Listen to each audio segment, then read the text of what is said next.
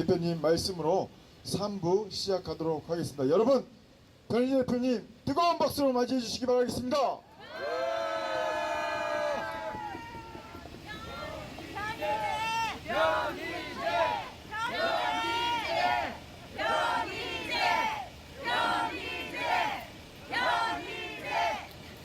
네, 여러분들, 오늘이 뭐 영하 16도까지 뭐 내려갔다 그러는데,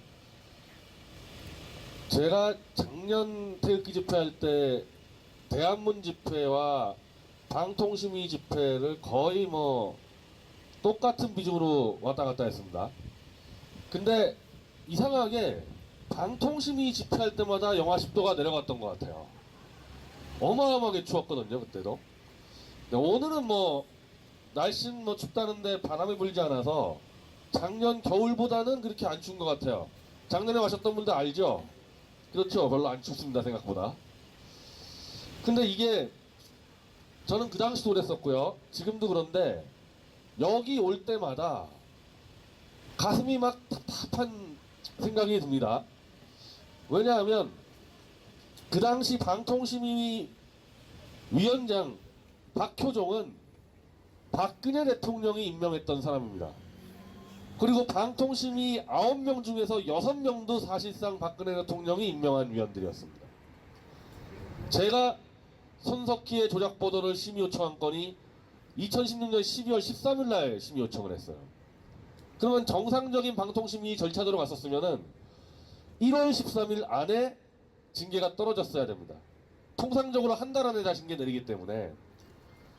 그리고 조금 좀 길어진다 그러면은 심의 연기를 해서 한 달 정도 더 해서 2달, 즉 2월 13일 전에 징계가 떨어졌어야지 상식과 원칙에 맞는 거기 때문에 저는 그때는 당연히 2월 13일 안에 손석희 징계 떨어진다고 생각을 했었어요.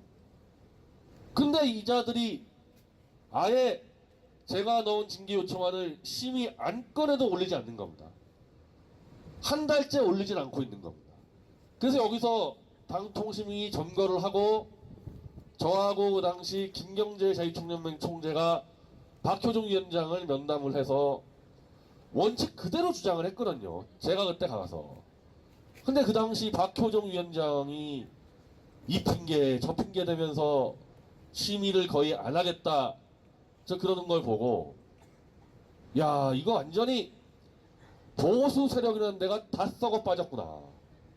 감투 쓸 때는 박 대통령 만세에 충성하다가 감투 딱 쓴 다음부터 누구세요 하는 그 기회주의 보수의 근성을 당시 방통심의에서 박효종 위원장과 그 졸개들이 다 유감없이 보여준 거고, 보수 정권이 이렇게 무참히 짓밟히고 문재인 정권이 만들어질 수밖에 없었던 이유도 방통심의가 상징적으로 보여준 거거든요. 그럼 만약 2월 13일 전에 정상적으로 징계가 됐었으면요, 헌법재판소가 저렇게 빨리 탄핵 결과 못 냈거든요. 이게 다 서로 연결된 문제들이 있었던 겁니다. 그리고 방통심의가 결국 세게 압박을 받으니까 2월 중순에 심의 요청안을 이제 올리기 시작하는 겁니다. 여기서 밤새서 농성하는 그런 분들하고 바깥에서 시위하는 분들이 하도 압력을 넣으니까 2월 중순에 올라갔어요, 심의가. 그리고 그때 심의가 들어갔을 때 유일하게 정신 똑바로 차리고 있었던 한 변호사 한 분, 보수 쪽 변호사 한 분, 그분 혼자서 이 좌익들 위원들을 깨는데 논리적으로 좌익이 덤비질 못하는 거예요. 다 근거 가지고 깨니까. 그래서 거의 징계가 떨어지는 수준까지 완전히 코너로 몰렸었습니다. 3월 초에 손석희 거의 가는 상황이었는데 바로 탄핵을 3월 10일 날 선고해버리니까 거기서 또 중단돼 버린 겁니다. 그때 다 들어넣어가지고 중단이 돼서 결국 문재인 정권 들어서고 6월 달에 다시 심의를 시작한 거죠. 그러니까 이게 연결됐다는 사안입니다. 이 방통심의와 헌법재판소가 완전히 연결됐었던 거예요. 그럼 6월 달에 어떻게 했느냐? 크게 4건이 들어갔었는데 한 건만 징계를 했습니다. 한 건만. 그 한 건은 뭐냐면은 왜 김필준이 입수한 거를 심수미가 입수한 것처럼 조작 보도했냐? 그리고 마치 그냥 그 안에 둔 것처럼 그랬지만은 김필주는 태블릿 PC를 바깥으로 들고 나갔다. 유출했다 증거를. 그거 징계한 건 내렸어요. 조작 보도했다고. 어쨌든 보세요. 아주 경징계를 내렸지만은 태블릿 입수 과정에서 손석희가 방송으로 거짓말했다는 게 방통심에서 하나 입증이 된 겁니다. 그게. 그럼 나머지 것들은 검찰이 손석희가 저를 고소한 건 명예훼손으로. 그래서 검찰 수사 중이라는 이유로 다 시민을 유보해 버렸는데 저는 이게 이제 문제라는 겁니다. 검찰이 손석희의 고소장을 받아서 저를 수사하는 건은 한 건밖에 없어요. 입수 날짜. 입수 날짜 딱 한 건밖에 없습니다. 검찰 수사하는 거는. 근데 제가 징계 요청한 거는 그게 아니라 JTBC 2016년 10월 24일 첫 보도 자사의 데스크탑 PC 가지고 마치 최순실의 태블릿인 양 조작한 건. 이게 검찰 조사와 무슨 관계가 있습니까? 손석희가 소장에 집어넣지도 않았는데. 그리고 방통심의는 검찰의 고소장을 입수했습니다. 제가 넣어줬어요. 제가 넣어서 야 검찰 수사 핑계 대지 마라. 지금 검찰 고소장 봐라 이거. 내가 징계 요청한 거라고 아무 관계 없지 않냐. 그리고 두 번째 건이 손석희가 검찰에 압수수색하는 영상을 마치 자신들이 입수 영상처럼 조작한 건. 검찰의 압수수색은 10월 26일, 손석희의 입수는 10월 20일. 완전 조작이잖아요. 26일 검찰의 압수수색 영상을 마치 10월 20일 입수 영상으로 조작한 건. 이게 검찰 수사와 아무 관계 없는 거였거든요. 이 두 개 징계를 때렸으면 되는 겁니다. 6월달이 아니라 이건 2월달에 징계를 때렸어야 되는 거예요. 근데 그거 눈치 보다가 결국 안 하고 6월달에는 이제 문재인 정권이 들어서니까 문재인 정권에 줄 서려고 징계를 할 수 있는 건 이거를 유보시킨 겁니다. 그리고 방통심의는 손석희가 입수 영상을 조작한 증거자료 갖고 있습니다. 그거 손석희한테 제출 받았습니다. 조작 증거 다 갖고 있으면서 지금 징계를 안 한 겁니다. 자, 그리고 검찰의 포렌식 보고서가 공개가 되고 국가수 보고서가 공개가 됐기 때문에 제가 또 추가 징계 요청을 했습니다.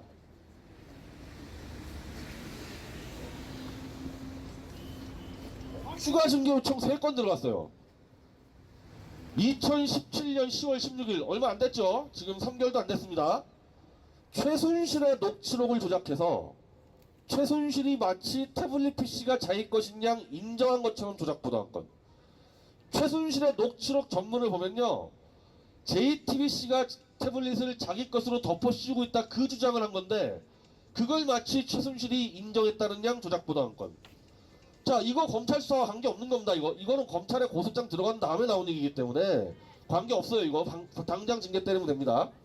그 두 번째, 2017년 11월 27일 국가수 보고서가 발표됐는데 국가수 보고서 핵심은 손석희가 태블릿 입수한 다음에 수천 건의 조작을 해서 증거로 쓸 수 없다.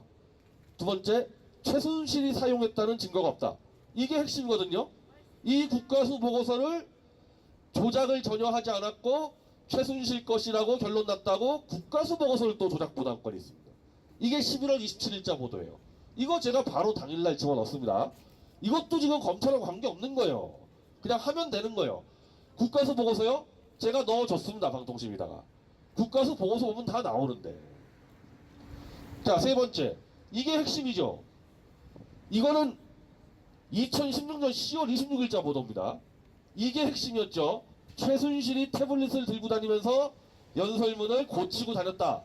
손석희 본인의 멘트입니다. 기자 멘트가 아니에요. 손석희 본인이 최순실이 태블릿을 들고 다니면서 고쳤다. 자, 우린 그거 다 아니라고 봤지만은 증거가 없었는데 국가수 보고서에서 이 태블릿에는 문서 수정 프로그램이 깔린 적도 없고 웹상에 있는 문서 수정 프로그램에 접속한 기록도 없다. 단 하나의 문서도 수정된 적 없다. 이게 나와버리니까 그럼 바로 탄핵을 촉발시킨 2016년 10월 26일자 손석희 본인의 멘트가 조작 아닙니까? 이걸 제가 집어넣은 거예요. 이걸 집어넣고 자유한국당의 김진태 의원의 TF팀도 똑같은 거를 또 집어넣습니다. 이게 핵심 조작이잖아요. 핵심 조작. 이거 검찰 수사와 관계없습니다. 국가수 보고서만 보면은 다 나오는 겁니다. 그럼 벌써 몇 개입니까? 지금 징계 때라 낼 게. 이미 1년 전에 넣은 거 2건, 최근에 넣은 거 3건, 5건이죠. 5건. 거기다가 김진태 의원 팀은 1건 더 넣었습니다. 국가수 보고서에 최순실이 썼다는 증거가 없는데 최순실 것이라고 조작보다 1건. 총 6건이 들어가 있는 거예요. 지금 여기에. 그리고 그 중에 3건은 이미 방통심의가 조사를 다 마쳤기 때문에 바로 내릴 수 있고, 나머지 3건은 국가수 보고서만 보면은 바로 징계 때릴 수가 있는 겁니다. 그럼 우리가 지금 여기에 방통심의에서만 23일 농성하고 여기 우리가 또 왔는데 와서는 안 될 곳으로 온 겁니다. 자기들의 내부 규정이 있어요. 한 달 안에 마무리하고 한 달이 넘어가면은 한 달 정도 연기한다. 그대로 하면 될 거 아닙니까? 그대로. 우리가 여기 왜 옵니까? 여기에. 지금 방통심의 구성이 늦어졌는데 이제 내일 구성되는데 구성되잖아요? 앞에 거 3개는 바로 다음 주에 해버리면 돼요. 조사 다 끝났기 때문에. 뒤에 거 3건이요? 아무리 길어야 2달 안에 끝낼 수 있는 거 아닙니까? 이것도 아마 질질 끌 겁니다. 질질 끌 거예요. 근데 지난 겨울 방통심의 투쟁과 이번에 투쟁에서는 약간 달라졌죠. 이 분리할 것도 없어요. 왜냐하면은 지금 이제 문재인의 측근인 연세대 강상현 교수가 방통심의 위원장으로 올 텐데, 아니 박효종이 있었을 때 뭐 잘했습니까? 마찬가지예요. 마찬가지. 보수파리가 방통심에 있어 봐야 오히려 더 눈치 보고, 저도 강상현 위원장 잘 압니다. 이 좌익 쪽 교수여가지고 저도 세미나 여러 번 했었고 같이 위원 활동밖에 아는데, 차라리 문재인 측근이 더 상당히 편해요. 더 편합니다. 그게 오히려 박 대통령 팔아가지고 버티는 게 더 힘듭니다. 처리하기가. 나빠질 거 하나도 없습니다. 그 두 번째는 9명의 위원 중 단 1명이라도 똑똑한 사람이 있었으면 되는 건데, 이번에 이상로 전 MBC 기자가 방통심위원으로 들어갔습니다. 1명만 있으면 돼요. 1명만. 그리고 실제로 지금 JTBC를 징계하려고 모든 자료를 다 보고 있습니다. 이상로 위원이. 그거 하려고 들어갔어요. 그거 하려고. 그리고 저는 그분하고 MBC 기획 활동을 같이 했는데, 하여튼 그냥 칼 같은 사람, 칼 같은 사람. 논리하고 이 팩트가 안 맞으면은 그냥 일체 타협이 없는 사람이기 때문에 그때보다 나을 수 있습니다. 이상로 위원 1명이 8명 다 제압할 수 있을 거예요. 충분히.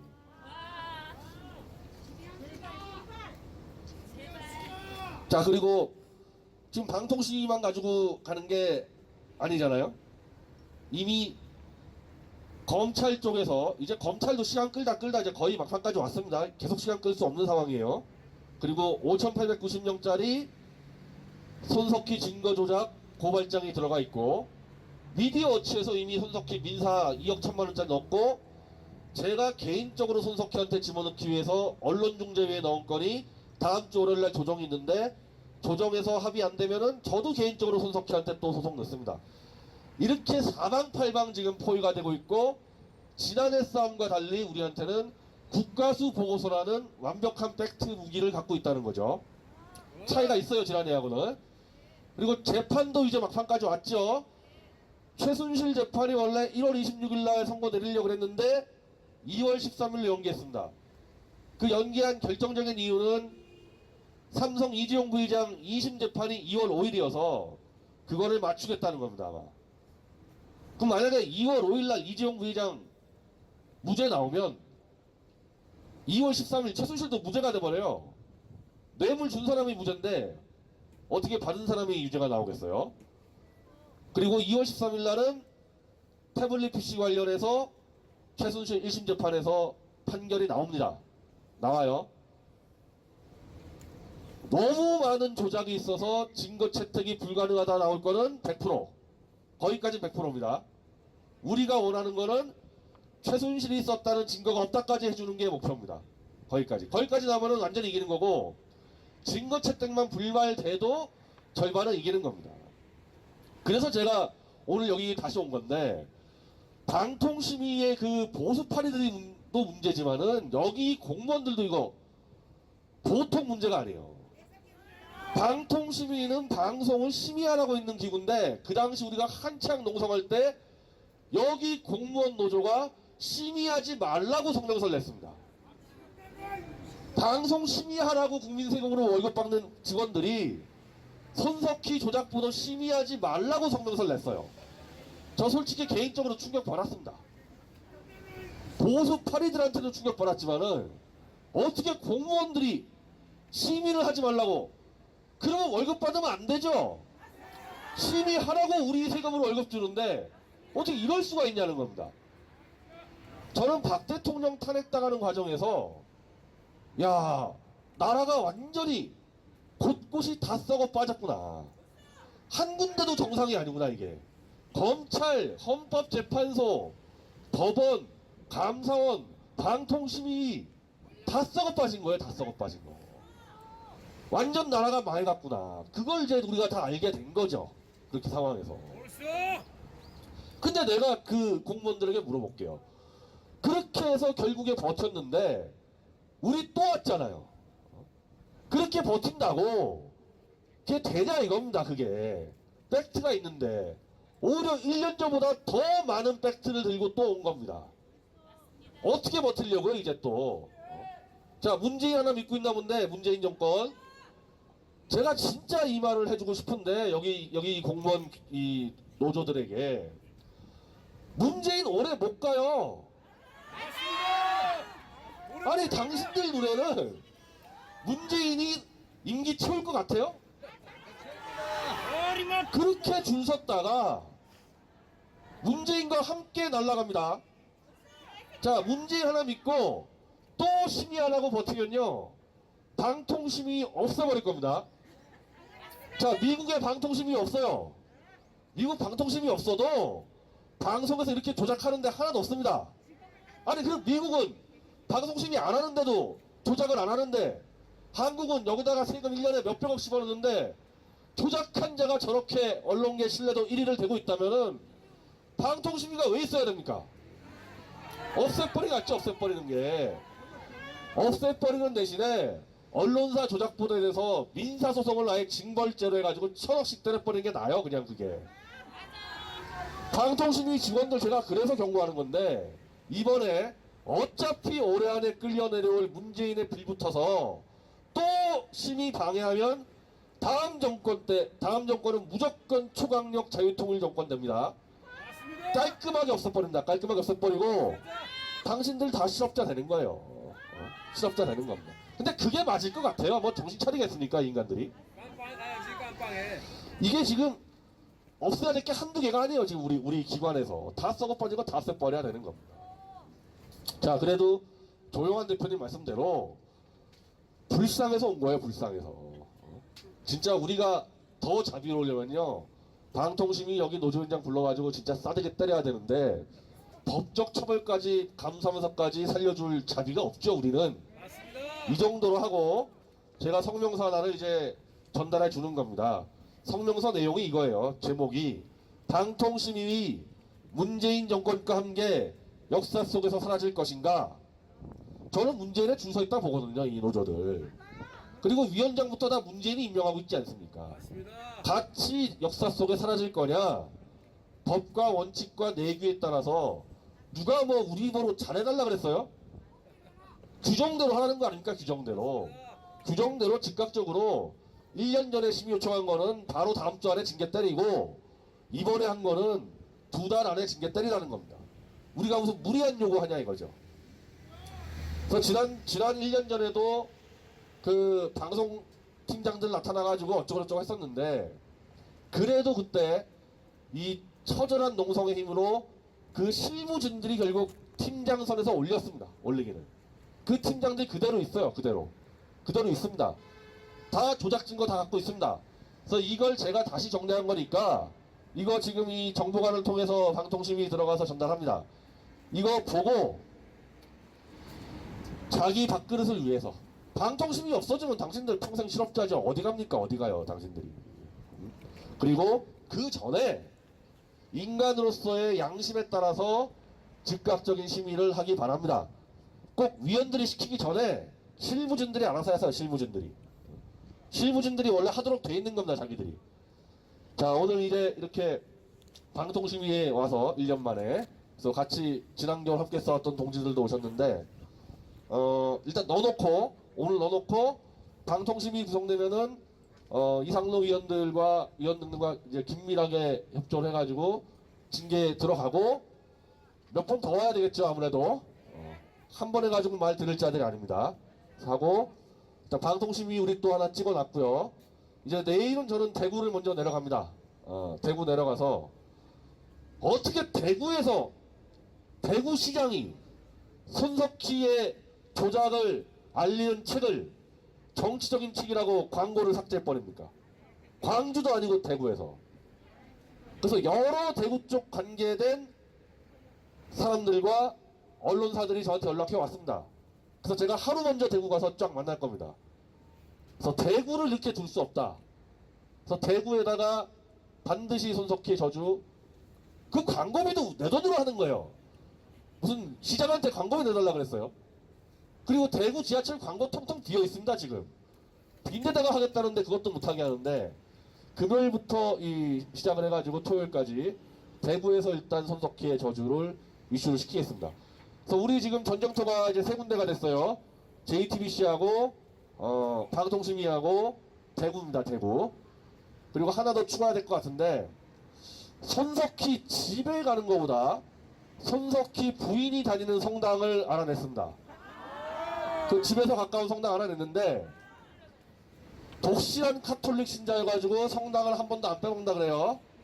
그래서 그 성당에 한번 가야 될 것 같습니다, 성당에. 뭐 집에 간다 가면 무조건 도망가니까. 그래서 전선을 좀 넓혀가고, 결정적일 때는 다시 JTBC 가서 성대한 손석희 장례식을 치러드리겠습니다. 예, 그럼 지금 일단은 방통심의에다가 제 의견서를 전달드리도록 하겠습니다. 네. 자, 의견서 제출할 때 저기 카메라 동행해 주시고요. 이강현 국장님 같이 동행해 주시고요. 자, 음악 좀 비장한 걸로 틀어주세요. 비장.